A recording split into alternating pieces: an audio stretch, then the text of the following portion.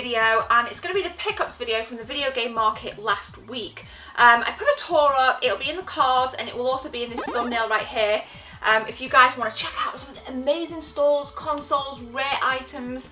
I was really impressed. They got a new venue and it was huge, and it was kind of all on one level, all on one plane, all in one room, and it was just gaming mecca, retro gaming mecca. So it was awesome. Now we're going to go through, I think I've got a rare Sega Saturn title, so I need your help to establish on how rare it is. So before we even go there, guys, it is question time, and I've got a lovely question from my, well, I say friend, but it's somebody that I've met a few times at expos. It's Retro Player 72, and he says, my question is, let's have a look. Okay, I can't even find it. So I know you have a full-time job, you've got a YouTube channel and Juicy Game Reviews website. My question is, when do you mainly get a chance to game, and do you ever feel too tired to play? Great question, actually.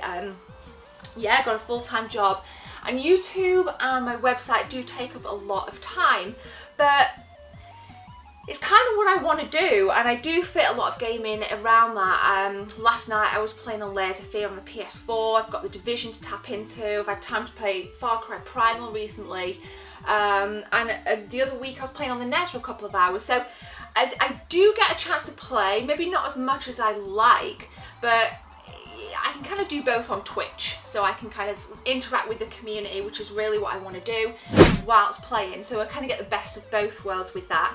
I'm super busy, I don't really have much life outside of my job and my YouTube and my gaming stuff, but the way I see it is, this is my life anyway, and this is what I would want to do. If I wasn't doing YouTube, I'd just be playing on the PS4 or going out for a run or something, and so I'm kind of happy doing what I'm doing, and I'm happy with the amount of playtime that I get. So that's an awesome question.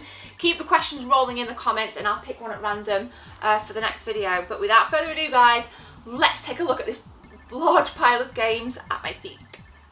Alright guys, first up is a NES title, box complete, Mario is Missing. This is the PAL version. I've never actually seen it, and this was bought from a chap who was selling his collection. I got an absolute steal on this. I got it for 15 quid. It goes for about 60 on the dreaded eBay. And again, as I said, it's box complete, as you can see. So he had it on the Snes, and I kind of skipped out on it. I'm kind of kicking myself really for not picking it up. But the box condition on this is absolutely gorgeous.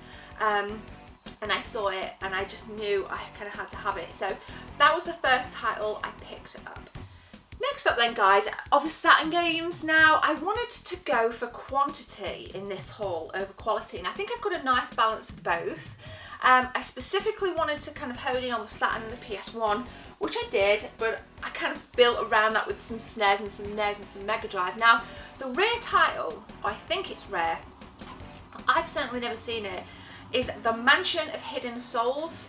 I've tried to source this online. It goes for sale at about £19, so not too pricey. I picked it up for a £5, so I think I got quite a good deal on it. It doesn't have the manual, but I'm really into this kind of, you know, horror genre. It really interests me, and like I said, I've never played it. Definitely never played it, and I'm thinking of what horror games have I played on the Saturn? Well, Resident Evil and Doom is about as far as it goes, so I wanted to try this out. So my question is it rare? Have you played it? What am I in for? Moving on with Saturn then, guys. Two more Saturn titles. Again, got quite a reasonable library down here of Saturn games. I picked up Bust a Move 2. In terms of how common it is, I don't see it that often, but the title itself is pretty common on other platforms.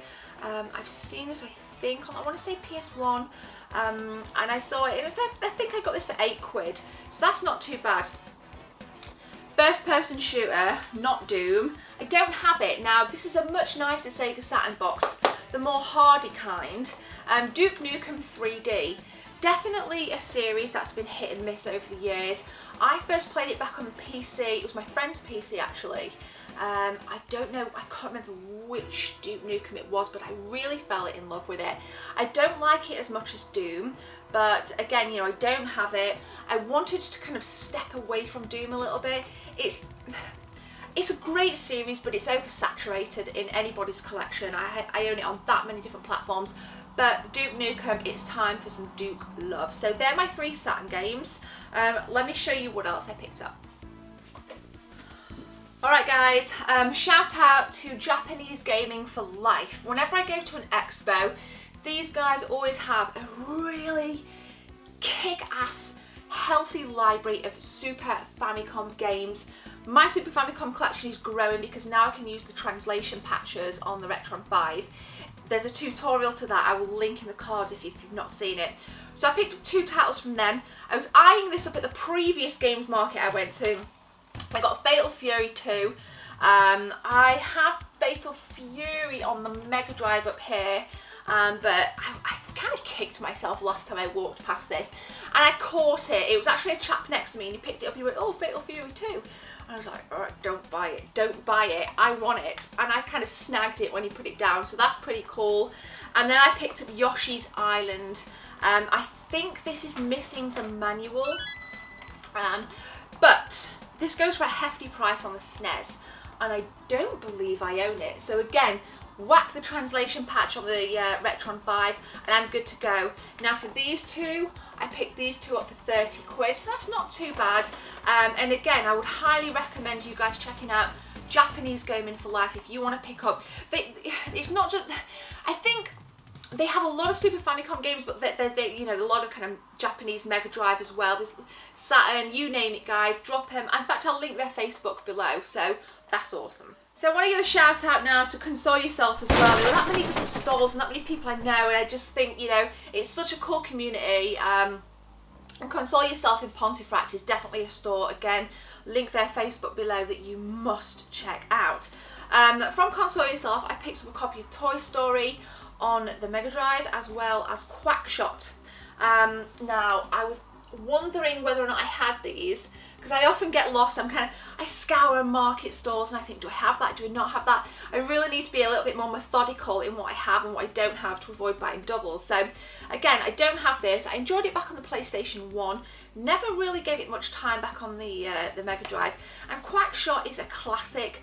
You know what, surprisingly a lot of kind of Disney-esque games like, you know, Disney Pixar, really enjoyable, something I typically shy away from now, but back in the 16-bit days and certainly 32-bit days on the PS1 really packs a punch. So again, I think I've forgotten how much these were, but again, thank you to AD.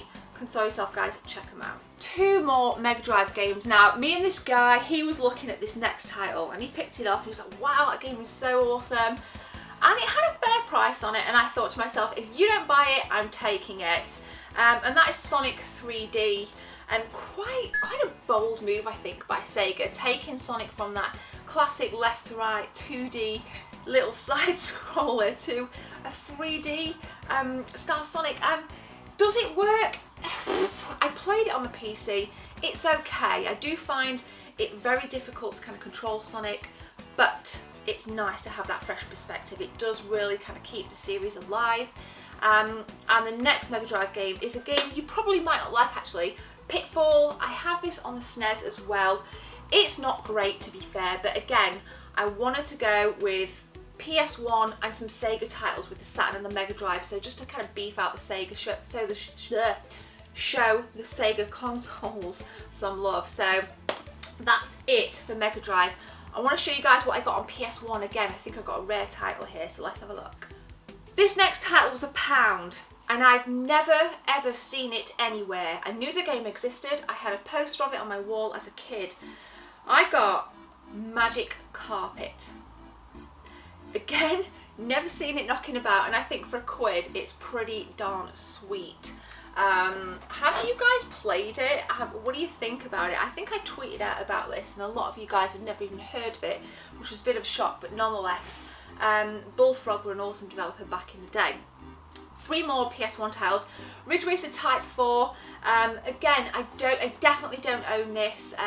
Wasn't a huge fan of this. I preferred Ridge Racer Revolution and Rage Racer, but again, I don't own it, and this only cost me £3. Now, on that topic guys, I picked up a copy of Ridge Racer. Now I own this, but I don't own the double case. So this is in mint condition. And I think I owned the double case back in the day. So on pure nostalgia basis, I wanted to grab this and I'll just perch it. I can see it here, Ridge Racer on my shelf, the single case down there. And what I can also see on my shelf down there is Fighting Force 2. And I've been after a copy of Fighting Force for so long. My brother and I used to play 2-player on this back in the day.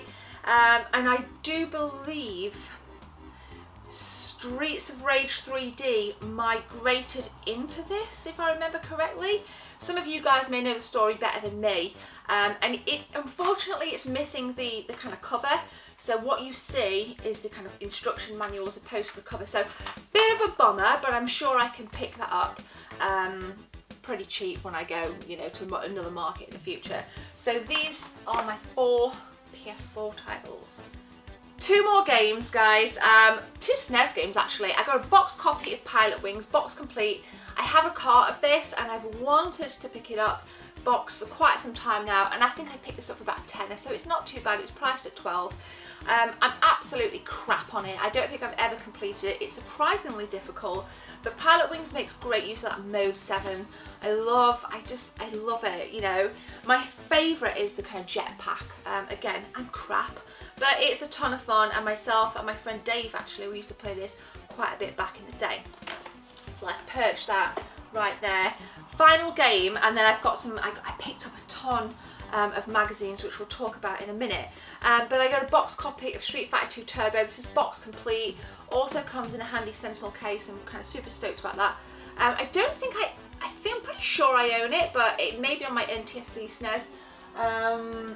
Yeah, I'm just checking it. I think it's a loose cotton NTSC, so I don't have this box and I don't have it PAL. So I'm pretty, yeah, I'm buzzing, absolutely buzzing. I think I picked this up for 15. It was priced at 20. Handled it down to 15. So overall, guys, I'm really happy. I did mention a minute ago that I picked up some magazines, which you can see here. I picked up 20 copies of Retro Gamer magazine, as I'm trying to go for a full collection now. It's looking pretty good. And I picked up 2 Nintendo magazines. Now I picked these up because these were the magazines that I grew up on. They're in really good condition as well, and I think I'm going to devote a little bit more of my collection to beefing out my magazine stuff, especially, again, Retro Gamer. But that Nintendo magazine has dear nostalgia value, so I'm over the moon, guys. Let me know what you think. Please drop me a comment below, and if you can help me out on the Magic Carpet and the SEGA SATURN game, is it rare? Are they rare? What do you think? That would be awesome. So there we go, guys. Please like, comment and subscribe. I've got loads of things planned. I've got a huge update coming on the games room, actually, so keep an eye out for that. That's all I'm going to say. Thank you for the support. Almost at 7K. See you tomorrow, guys. My name's Gemma. Take care.